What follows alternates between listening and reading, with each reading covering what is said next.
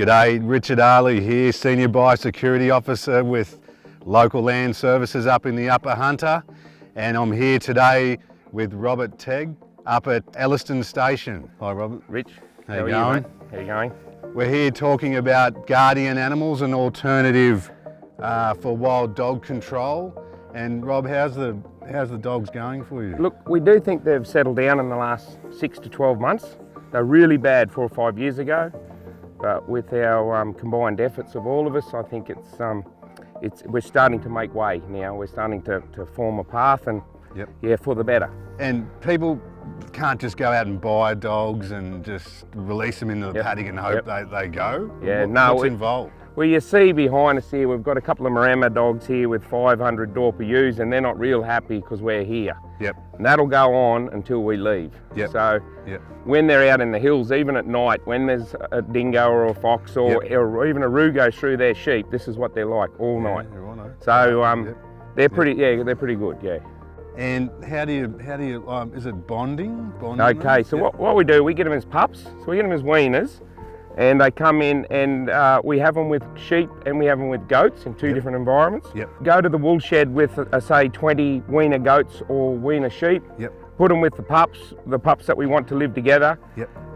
They then go in that wool shed for about a month, and only one fella goes in and feeds them, but he doesn't pat the pups or anything. Just feed them, just leave them alone for a month and let them bond to those sheep or those goats. And then the males are castrated and the females are spayed. And then we take them out to the paddock and introduce them into the mob. We don't mix dogs in with dogs. We go in with a fresh mob of dogs into a paddock. Yeah, we don't bring a young dog in and put with an old dog. And then we release them to the paddock, let those lambs go with the bigger herd, and away it goes from there. Wow, so there's a bit involved. There is.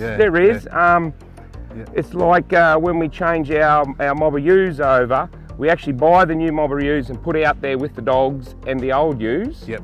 Give them a month, and then we bring the whole mob in, draft off our sale ewes, sell them, and let them go. Because otherwise, the dogs will go for the ewes, like try and collar them, but the ewes will just take off because they're not used to them.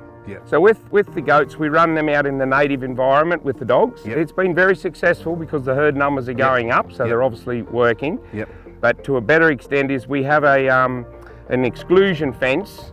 It's not as high as the one out west. It's just 4 foot high, and it's called Stock T Safe. And it's got a foot netting at the bottom. It's only 4 foot high, but we actually got 3 dogs when we're building the fence, because if you're not pressuring them, they run along the fence. They don't jump it. They tend to run along it.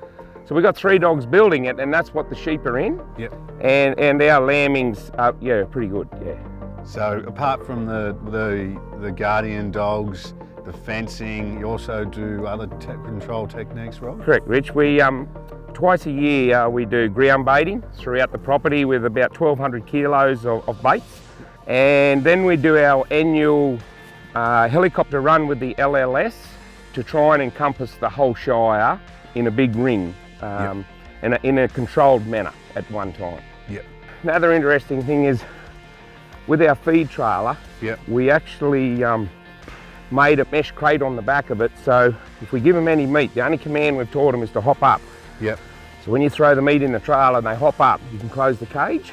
The idea was, when we were coming to the wool shed with them, we were worried if they were going to attack our stock dogs. But we'd never had to use it. They just come to the yards, they bark like that all day, but they come to the yards, they go up the race, they go up the race with the sheep, they basically, you don't know they're there. You know, for you to just continue to have a really good mob of sheep here like this, the dogs are still bad enough that if they wanted to, that's right. We still might get that, anywhere between half a dozen and a dozen dogs a year throughout the 70,000 acres. So I'd be very worried if I had no dogs at all with them.